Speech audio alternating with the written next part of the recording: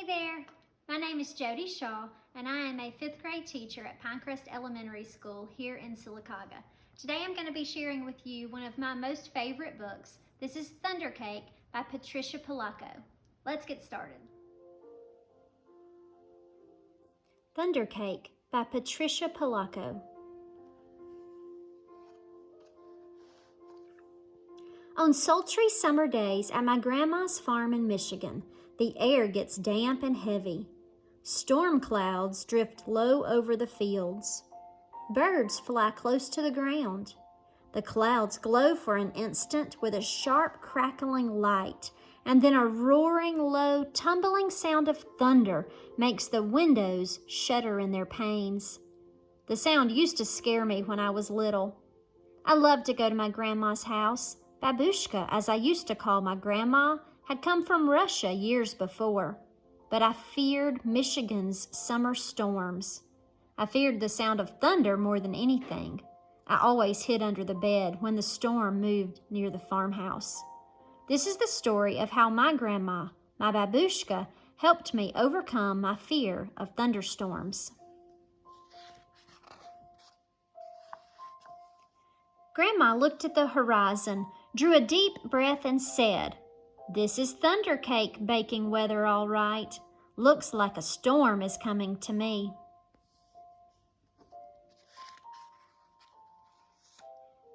"Child, you come out from under that bed. It's only thunder you're hearing," my grandma said. The air was hot, heavy, and damp. A loud clap of thunder shook the house, rattled the windows, and made me grab her close. "Steady, child," she cooed. "Unless you let go of me, we won't be able to make a thunder cake today." "Thunder cake?" I stammered as I hugged her even closer.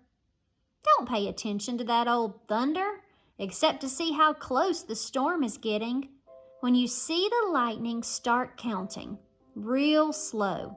When you hear the thunder, stop counting. That number is how many miles away the storm is. Understand?" she asked. "We need to know how far away the storm is so we have time to make the cake and get it into the oven before the storm comes, or it won't be real thunder cake." Her eyes surveyed the black clouds away off in the distance. Then she strode into the kitchen. Her worn hands pulled a thick book from the shelf above the wood stove. "Let's find that recipe, child," she crowed as she lovingly fingered the grease-stained pages to a creased spot.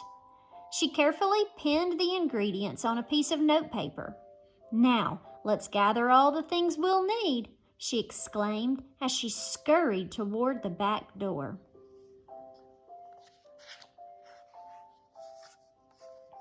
We were by the barn door when a huge bolt of lightning flashed. I started counting like Grandma told me to. 1, 2, 3, 4, 5, 6, 7, 8, 9, 10. Then the thunder roared.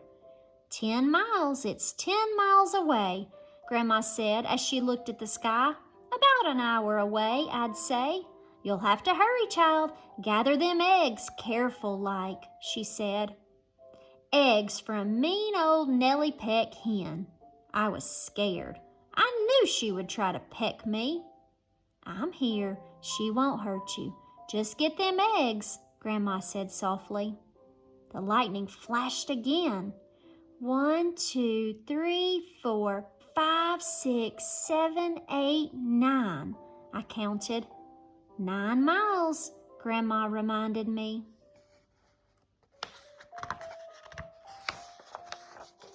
Milk was next. Milk from old Kick Cow. As Grandma milked her, Kick Cow turned and looked mean right at me. I was scared. She looked so big. Zip went the lightning. 1, 2, 3, 4, 5, 6, 7, 8, I counted. Baroom went the thunder. 8 miles, child, Grandma croaked. Now we have to get the chocolate and sugar and flour from the dry shed. I was scared as we walked down the path from the farmhouse through tangleweed woods to the dry shed. Suddenly, lightning slit the sky. 1, 2, 3, 4, 5, 6, 7, I counted. Boom, ba-boom, crashed the thunder. It scared me a lot, but I kept walking with Grandma. Another jagged edge of lightning flashed as I crept into the dry shed. 1, 2, 3, 4, 5, 6, I counted. Crackle, crackle, boom, kaboom, the thunder bellowed. It was dark and I was scared. I'm here, child, Grandma said softly from the doorway. Hurry now, we haven't got much time. We've got everything but the secret ingredient. 3 overripe tomatoes and some strawberries, Grandma whispered as she squinted at her list. I climbed up high on the trellis. The ground looked a long way down. I was scared. I'm here, child, she said. Her voice was steady and soft. You won't fall. I reached 3 luscious tomatoes while she picked the strawberries. Lightning again. 1, 2, 3, 4, 5, I counted. Kabang! Boom-a-room! The thunder growled. We hurried back to the house and the warm kitchen, and we measured the ingredients. I poured them into the mixing bowl while Grandma mixed. I churned butter for the frosting and melted chocolate. Finally, we poured the batter into cake pans and put them into the oven together. Lightning lit the sky. I only counted to 3, and the thunder rumbled and crashed. 3 miles away, Grandma said, and the cake is in the oven. We made it. We'll have a real thunder cake.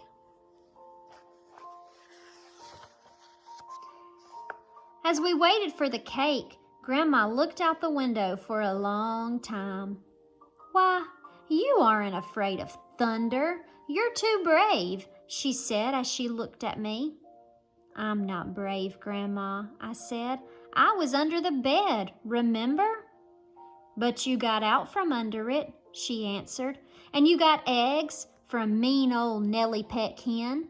And you got milk from old Kick Cow. And you went through tangleweed woods to the dry shed. And you climbed the trellis in the barnyard. From where I sit, only a very brave person could have done all them things.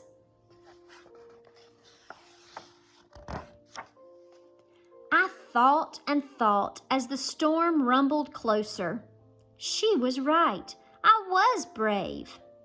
Brave people can't be afraid of a sound, child, she said as we spread out the tablecloth and set the table. When we were done, we hurried into the kitchen to take the cake out of the oven. After the cake had cooled, we frosted it.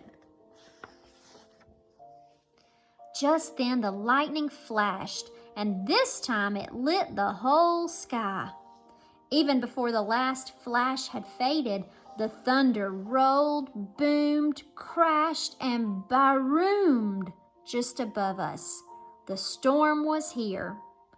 Perfect, Grandma cooed, just perfect. And she beamed as she added the last strawberry to the glistening chocolate frosting on top of our thunder cake. As rain poured down on the roof, Grandma cut a wedge for each of us. She poured us steaming cups of tea from the samovar. When the thunder roared above us so hard it shook the windows and rattled the dishes in the cupboards, we just smiled and ate our thunder cake. And from that time on, I never feared the voice of thunder again. The end.